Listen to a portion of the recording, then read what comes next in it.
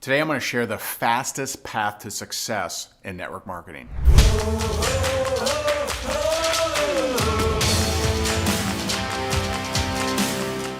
So first I'm going to share with you the daily routine that I use to become the #1 income earner in the company that I was a part of. Next, I'm going to share with you the 3 elements that really dictate your numbers in network marketing. And lastly, I'm going to share with you how to increase the speed of success in your business.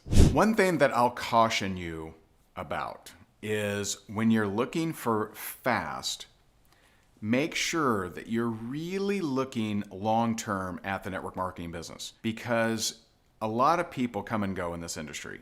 A lot of people, they have big high hopes, they have big goals, but they're so addicted to getting there quickly that they can get knocked out of the game in a game they would have won. So I could look at my story and I could say that I failed in a dozen different network marketing companies, or I could say that I had a dozen different network marketing companies provide me with lessons to become the #1 income earner in the 13th company I was a part of.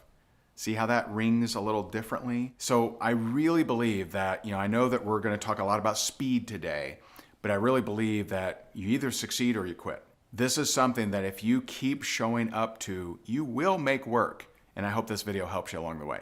So first, the daily routine that made me a top earner, and it really boils down to 3 things, really.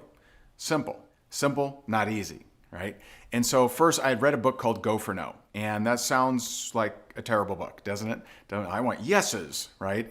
If this video was the slowest path to success in network marketing, you probably wouldn't be watching it, right? So Go for No sounds like that. Sounds like, ew, gross, no's. Well, the power of that book is it helps you reduce your resistance to rejection, meaning you're not so scared to talk to people or not so scared to prospect people, and your reaction to rejection. So, when your best friend tells you no, you're not eating ice cream the next 2 days, right? And it really helps you build that muscle of being okay with getting rejected. It's really not a big deal. I mean, you've heard this from every major inventor. You've heard it from every major author who, how many, I think it was 73 publishers rejected Harry Potter, right? Anyone of success has gone through rejection. What makes you so special? Why shouldn't you, right? And so the Go for No concept helps you build that muscle to see that it's really not that big of a deal. And no's you can control. You can't control the yeses. I don't know how many yeses I'm going to get in any given day or any given week, but I can control my no's by simply reaching out to more people, okay? And so when I read that book, I'm like, okay, what would make success inevitable?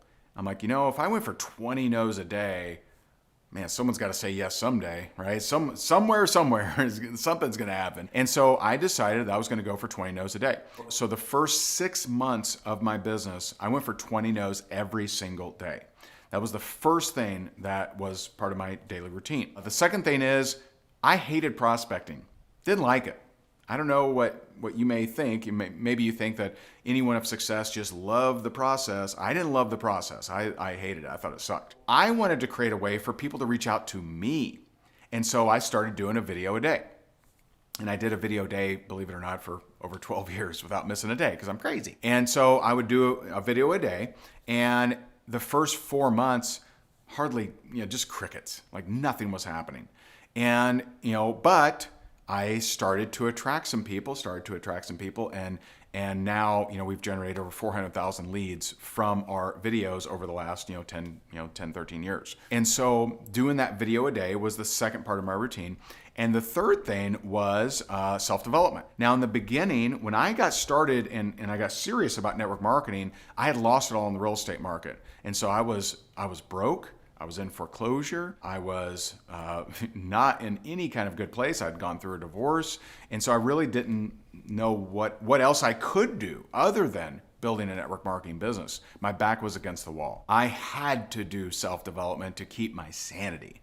And back then I couldn't afford fancy courses. I couldn't afford coaches or masterminds or anything like that. And so I would just reread Think and Grow Rich. I would, watch YouTube videos like this And once I started making money though, I wanted to speed things up, and I did start buying courses. I did start hiring coaches, et cetera. And so those are the three things that had me at $10,000 a month in 5 months, $40,000 a month in 7 months, $50,000 a month in 10 months, and I went on to become the #1 income earner of that company. That's something that if done today, you could build a very serious business if you followed that exact same routine. So what are the 3 elements that dictate your numbers? And these are so important for people to understand because most people in network marketing have never been in a sales performance kind of job. I have. I've been a mortgage broker. I've been a sales speaker. I've gone door to door selling advertising. I've had to deal with performance-based jobs a lot in my different careers. Network marketing believe it or not, isn't magical or mystical. There are some common elements to every other type of performance. For example, if you're a realtor, right? So if you get your license and you hide all your real estate signs in your garage and you never pass out a real estate card and never tell anyone, then you're not going to make any money. It's not magical or mystical either. Same thing with network marketing. So the first element I'm going to talk about is pipeline.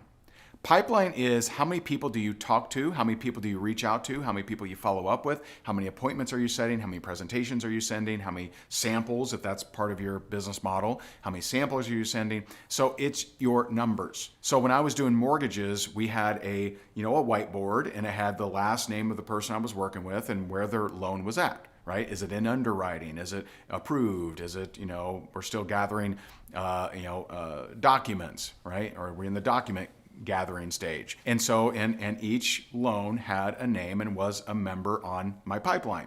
And so your pipeline is one of the main things that dictates your numbers in network marketing. No big pipeline, and you combine that with not very good skills, you're probably not going to make money. You need to increase your pipeline. You need to be constantly increasing your pipeline and constantly increasing the number of people that you're reaching out to, following up with, etc. If you don't do that, then you're probably not going to make money. It's not magical or mystical. It's just like any other kind of performance-based career. The second part is posture. Now, this is especially important in network marketing, arguably more important than almost any other kind of performance career, because here in the United States, not so much in other countries, like, and all throughout Asia, network marketing is actually a very revered career. In the United States, there's a stigma, and some people just don't like network marketing. They think it's a pyramid, they think it's a scheme, or whatever. So you really have to have posture. Posture is the belief in what you have, regardless of external acceptance or approval. So are you easily influenced by the opinions of others? If someone tells you those things don't work, are you quick to defend and spend, an hour trying to argue with them? Or do you just say, cool, bro, all right, not for you? Because that's how I handle that. And so posture is, how do you hold yourself in conversations? Are you easily swayed by the opinions of others? I have found that the best recruiters in all of network marketing are extremely postured. They are not affected by negativity. They're just not. They also don't need everyone to agree with them, accept of them, or approve of them. Get more into that. The third part is position. And this is important in any kind of performance-based career, but position is recognizing where is the prospect.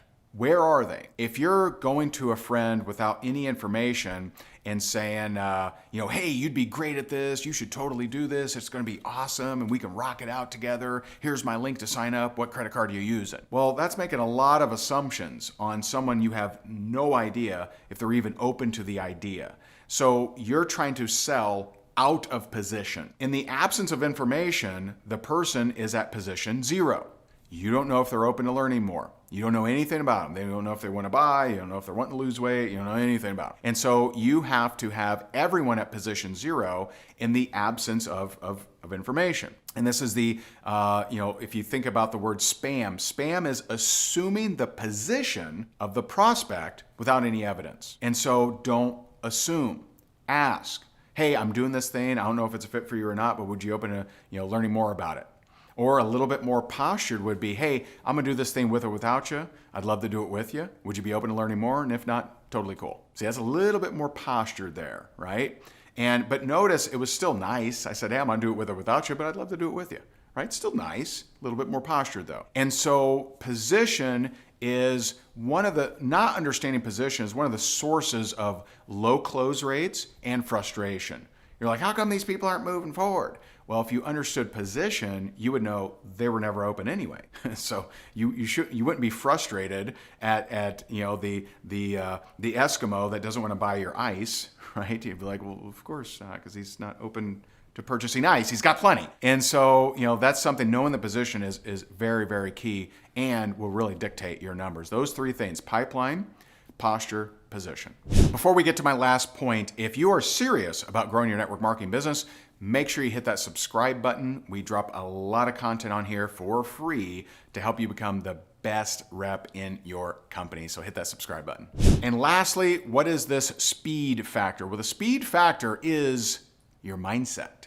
Now that may sound strange. You would think the speed factor is increase your pipeline. And yes, that's a good idea too. But what I've found, I have seen people that work really, really hard and have a lot of numbers, but they have a terrible mindset, and they will get fewer results than the person that has the great mindset that does less. I'm not encouraging you to do less, but I am encouraging you to increase your mindset.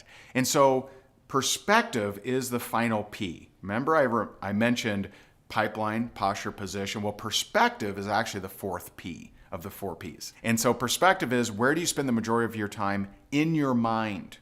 Are you focused and noticing all the things in your life that you don't want? Are you focused and sharing and noticing and journaling and social media tweeting? And are you talking about all the things you don't want in your life? Then that's what you get more of.